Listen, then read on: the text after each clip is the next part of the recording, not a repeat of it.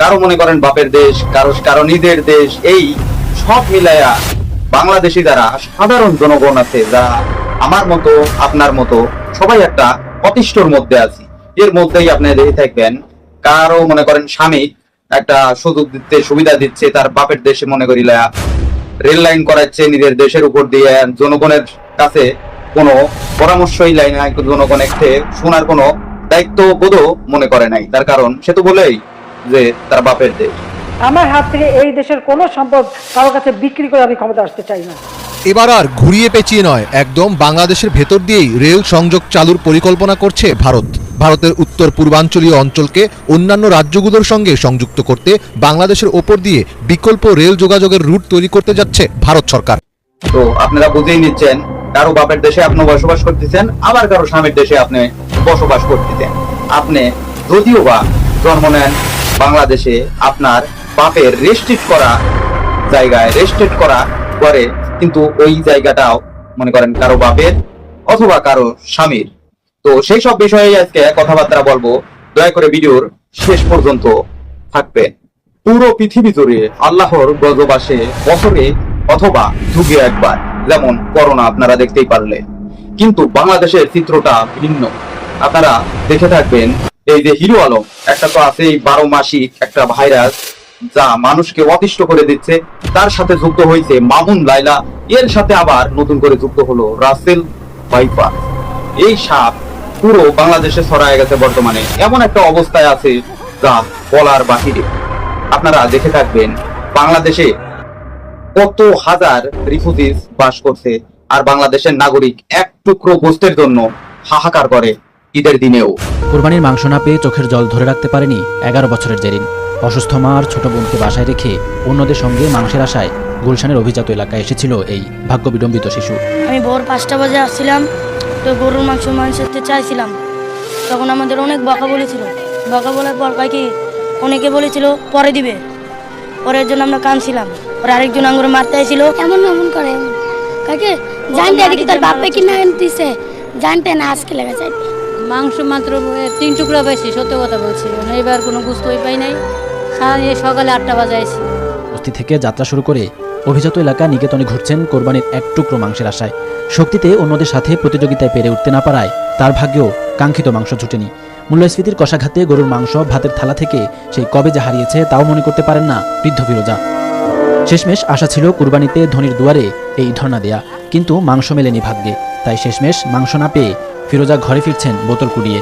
আমি 8টার সময় বেড়াইছিলাম, মাংস তো খাইলাম আর নিজে কষ্ট খাইলাম। মাংসের মধ্যে দৌড় মারা হয় না, মাংস তো দৌড় মারা হয় না, দৌড় মারা হয় না। গাড়িতে দৌড় মারন ধরলে উল্টে পড়ে যাই, দেয় না মাংস। ওই যে জবা করে ঢুকাই নিয়ে গেছে ফ্রিজে, 2 ফ্রিজ বড় ফ্রিজ ঢুকাই নামের ফিরমেনি দিছে, গরিবেরা দেয় না। 1 ফ্রিজের মাংস এদের মানুষ 2 ফ্রিজের মাংস করে দিলে মেলার মাংস পাওয়া যেত।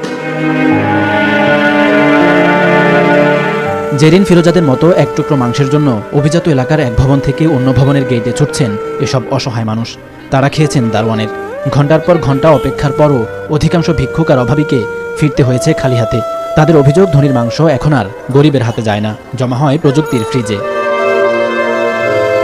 দূর করে সবাই তারাই দেয় আমাদের, কিছু মানুষ দেয় কিছু মানুষ দেয় না। না এক পিছু না, ভিতরে ঢুকায় বাই করে দিছে, বল দেওয়া শেষ।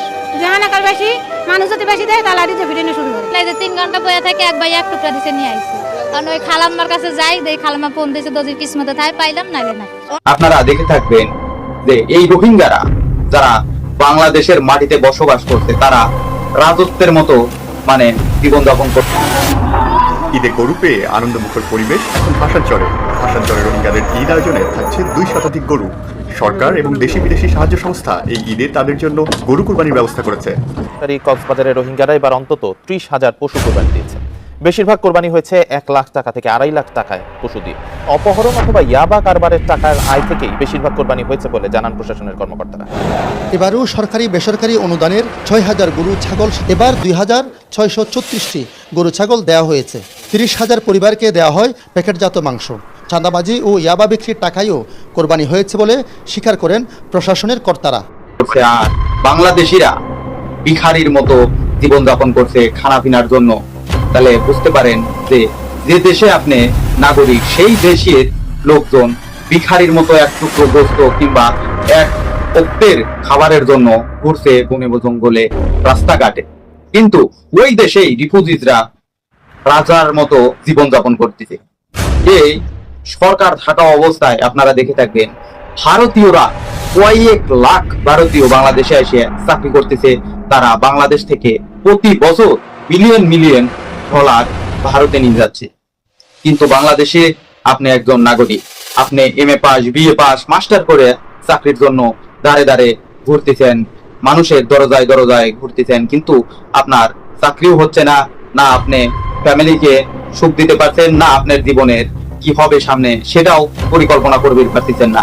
এই পুরা যে একটা অতিষ্ঠর মধ্যে আপনারা রয়েছেন, এই অতিষ্ঠের নামই শেখ হাসিনা ভাইরাস।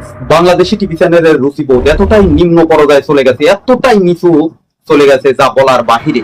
আপনি টিভি চ্যানেল খুললেই দেখতে পারবেন যে লাইলা, মামুন, হিরো আলম, বিভিন্ন টিকটকারদের নিয়ে তাদের নিউজ, কিন্তু বাংলাদেশের হাজার হাজার লাখ লাখ জনগণ যে অনাহারে আছে, নির্যাতনের শিকার হচ্ছে, অহরহ তাদেরকে নির্যাতনে রাখা হচ্ছে, তাদেরকে তাদের ন্যায্য আদায় পূরণ করতে দেওয়া হচ্ছে না, সেই সব নিয়ে তারা নিচ্ছু। বেকু দিয়ে আমার মাথার বাদ দিয়ে সবকিছু ভাঙিয়ে তছনছ করে দিতেছে। কারণ হয়তো জীবনে এগুলো ঘটেনি। আমার শাশুড়ি, আমার স্বামী নিয়ে আমরা কি কষ্ট করে এখানে আছি। যারা সন্ত্রাসী আসছে মাসাবের কাছে যে কি হবে, আমরা তো তার লোক। তারা 2-3 দিন ঘুরাইছে থানা থেকে, আমার সাব ইন্সপেক্টর টাকা দিছি, কাজ হয় নাই। আমি ওই জায়গায় থেকে 5 শতক জমি মসজিদে দান করে দিছি, 8 শতক জমি আমি বিক্রি করে দিছি। তা আমি যদি অন্যায় কাজ করতাম তাহলে আমি অবশ্যই যে মাসাবিরে বলতাম।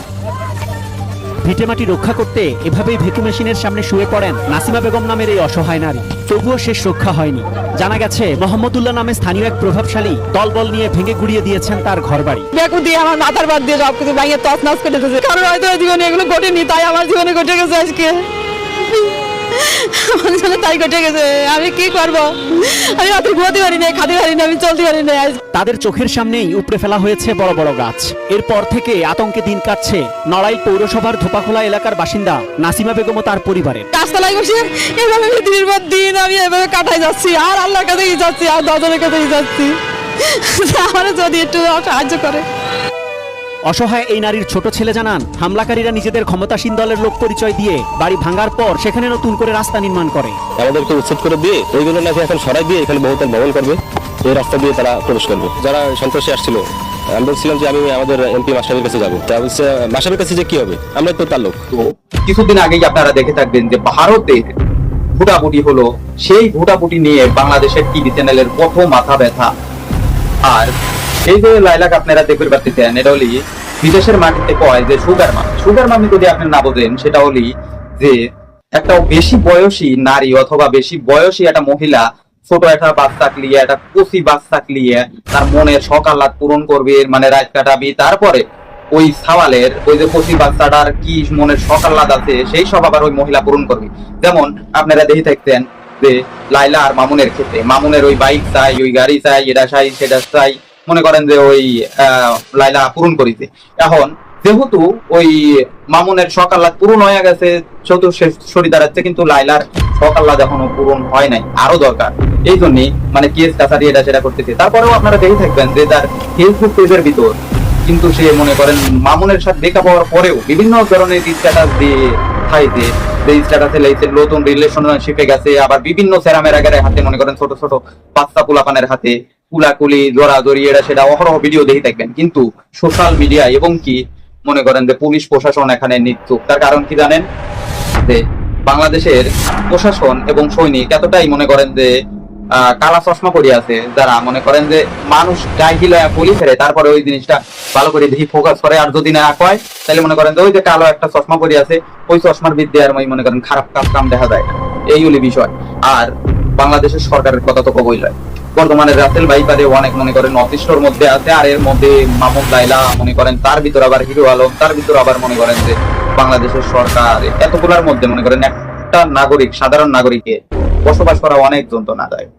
আর যারা আমার ভিডিওগুলো দেখে থাকেন, ভিডিওগুলো দেখেন, দয়া করে চ্যানেলটা সাবস্ক্রাইব করবেন। আর ওকে, আপনাদের জন্য নতুন নতুন টপিক নিয়ে আসবো। আর এ পর্যন্তই আজকের ভিডিও। আল্লাহ হাফেজ।